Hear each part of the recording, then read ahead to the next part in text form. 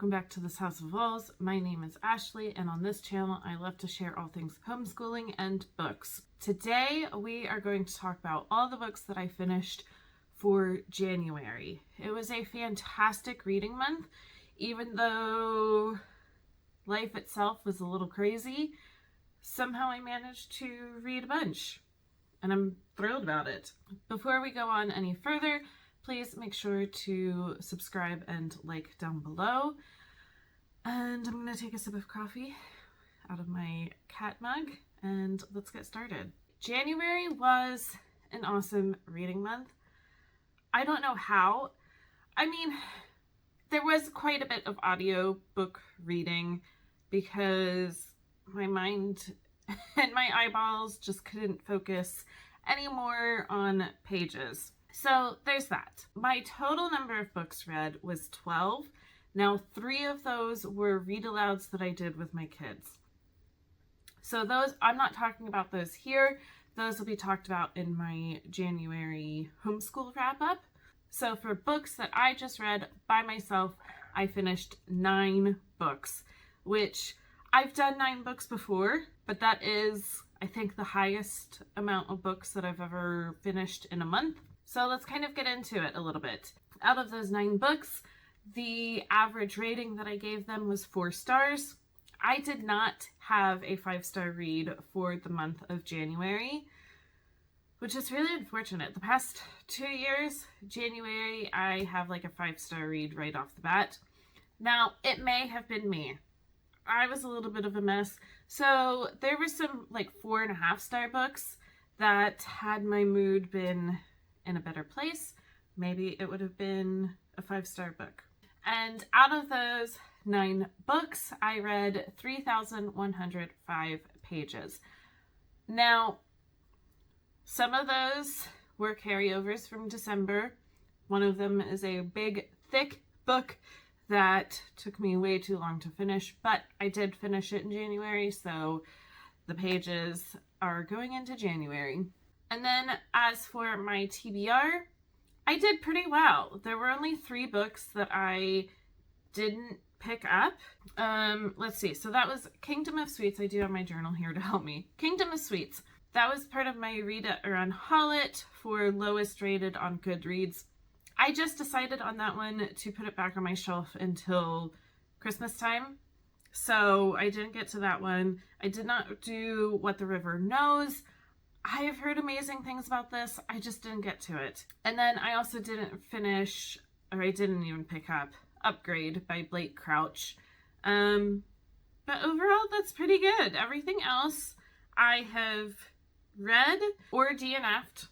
There were a couple DNFs that we'll talk about. And one of the TBR books I did, it's a carryover into February. So let's get into those. I do have 2 books that I'm carrying over into February, and the first one is The Book Woman's Daughter by Kim Michelle Richardson. At least 2 years ago, maybe 3 years ago, I read The Book Woman of Troublesome Creek and really, really enjoyed it. And so this is following then her daughter. So I am that far in, not very far. This was on a whim. I was going through Libby and this was available to start listening to it immediately. And so I decided to pick it up. And then I also have The Witch and the Tsar by Olyesa Salnikova-Gilmore. So this was on my TBR. This was a planned read.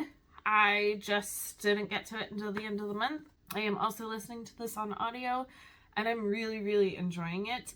I think like Russian folklore kind of books, I really enjoy them. I did The Bear and the Nightingale, that whole series last year, and loved it, and I'm really liking this.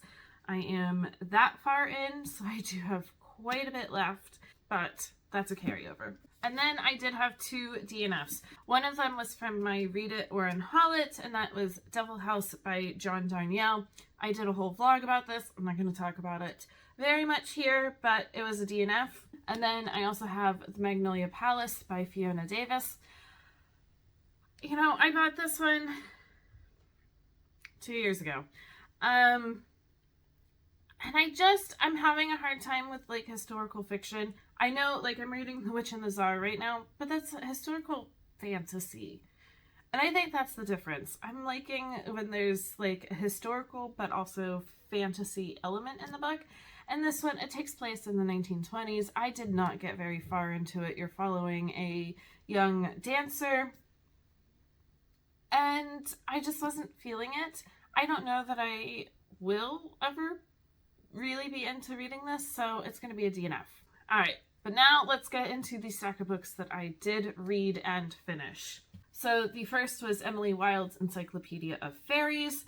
I believe I started this at the end of December and didn't finish it, so it was a carryover, but I finished it in January. I really, really liked it. I really liked Emily and her kind of mannerisms. Like, she's kind of portrayed as maybe on the spectrum a little bit, and it was kind of a breath of fresh air. I did go and order book 2, and that's actually on my February TBR. So this one I gave 4.5 stars. My next book was The Billionaires Vinegar by Benjamin Wallace. So this, it doesn't only follow this one bottle of wine, but essentially there's a bottle of wine that goes on the market for sale that was supposedly owned by Thomas Jefferson in the late 1700s. And there's a whole lot of skeptical things that go into it. And it basically turns out to be a bunch of old rich guys faking wine to make it seem like it's older than it is and selling it for a ton of money. It was for an in-person book club that I am in, and it was interesting. And then we went and talked about it at a wine bar, so that made it fun. I'm not rating it. It is nonfiction. It is written really well, but yeah, it's not rated. All right, then we have None of This Is True by Lisa Jewell. This is my first Lisa Jewell, and it did not disappoint. I gave this 4.5 stars. I listened to this on audio, and I cannot recommend the audio more. It has a full cast of characters. It has like background sounds and everything like that when people are being interviewed. Amazing audio. I liked that there were a bunch of unreliable characters. It was gripping and a little bit creepy at times. It wasn't a full 5-star book for me because the ending just kind of didn't do it for me. I wished that there had been a little bit more of a conclusion. And I am kind of getting that from a couple thriller type books lately, that the unreliable characters keep being unreliable even at the end. Like, there's no like, and this is how it all came together. But other than that, I loved this book. My next book was The Wilder Woman by Ruth Emmy Lang. This was part of my Read It or Unhaul It, so it was one of my lowest rated books on Goodreads. And I kind of stand by that rating. I think it was about a 3.5, and that's what I rated it. So this is magical realism following a mother and her 2 daughters. There's a little bit of like time jumping between 2 time periods because the mother goes missing, and it's not until 5 years later that her daughters start to look for her. Some things, they just didn't fit correctly in the book. One of the daughters is in a foster family, and just some elements of that I just didn't love. I also didn't love that once they start looking for their mother, they come across all these other people that have these magical abilities. That just seemed totally unrealistic that, oh look, there's like whole communities of these people. I don't know. Also, they come across one of the sister's ex-boyfriends who's basically like a human golden retriever. And I don't know that it added, I mean, he did add to the story. I don't know that it added that they knew him and they were already on the journey and met up with him unexpectedly. It just didn't fit into the story. And then there was a pregnancy that just I don't know. It just didn't work. As I'm talking about it, I think 3.5 stars might be a little much. I think it should really be 3 stars.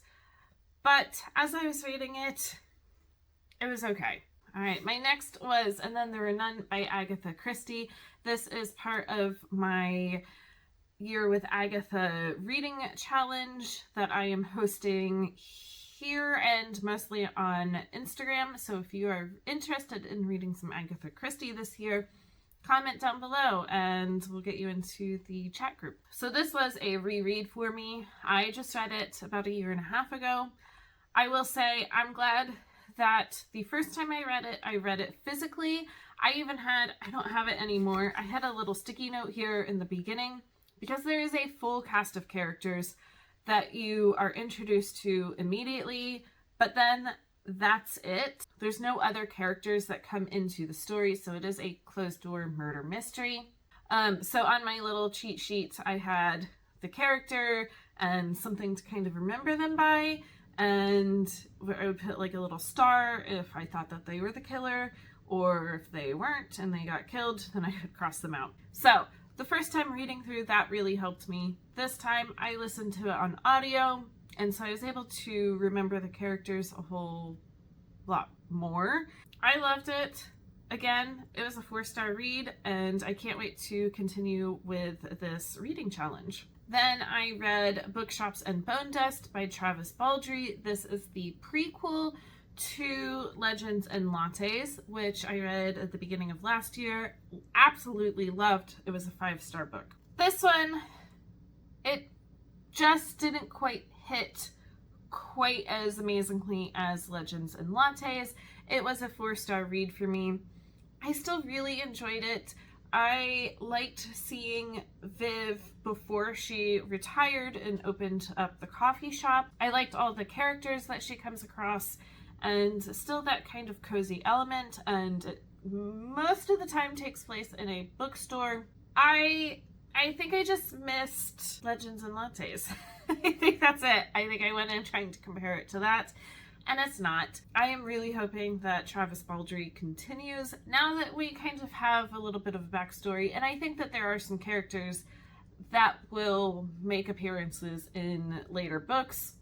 Overall, I enjoyed it, and I can't wait to see if more come out. Right, I have another in-person book club book, and that is Local Woman Missing by Mary Kubica.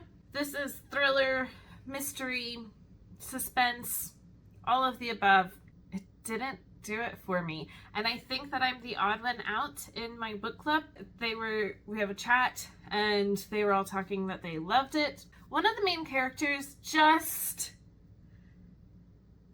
didn't do it for me. She kept making like dumb errors that, like, you have a person going after you and you're not doing anything about it. You're not telling anybody. You're hiding secrets from your husband for no reason. And then there was just some other elements that I thought, these are grown people who are just making really, really dumb choices. And there was such promise in the book. I really, really liked it from the beginning. It was gripping. I did give it 3.5 stars. All right, my next, this is why my page number was so large. Empire of Storms by Sarah J. Maas. I started in December trying to do this as a tandem read with the next book in this series. This is the Throne of Glass series. And you can read them at the same time.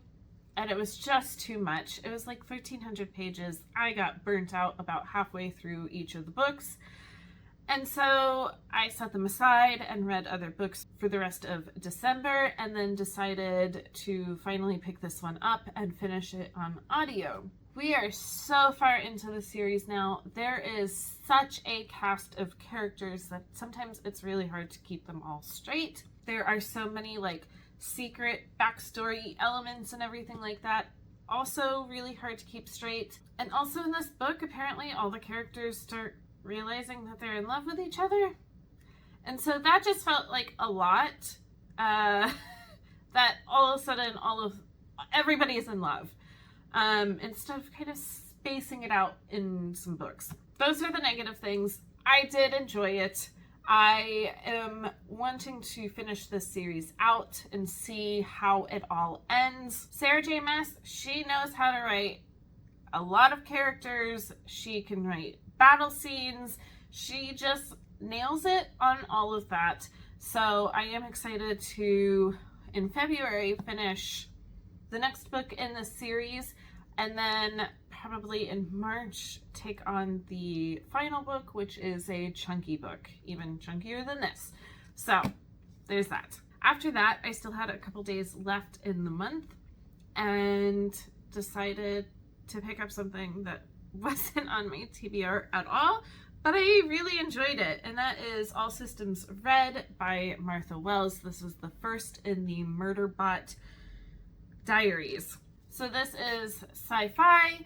You meet Murderbot, who he has kind of like broken the system and does its own thing now, but still nobody knows that Murderbot has broken the system. It still goes along with what it's supposed to do. It's on a mission with a group of scientists and things happen. I really enjoyed this. I'm interested to see what happens next for Murderbot. It was a very short read. I read this in like a day. I will say there were times that I would have to go back and reread what I had read before. I don't know how, I just my mind would kind of go off, and that could totally just be me and in the space that I was while trying to read this. But I definitely want to continue with this. This was a 4-star read. All right, I'm gonna try to hold up all of these. I need to do some rearranging because that little book just screws it all up. Ta-da! So those are all of my completed books in January. It was a great reading month, and I set out at the beginning of the month saying, I'm just gonna read, I'm just going to enjoy it. I don't know how many I'll finish by the end of the month. I'm just gonna kind of go. And I did, and it was fantastic. On that note, I'm gonna go put some of these away and get started with our day a little bit more, maybe chug some more of that coffee, and then I will be back for more videos soon.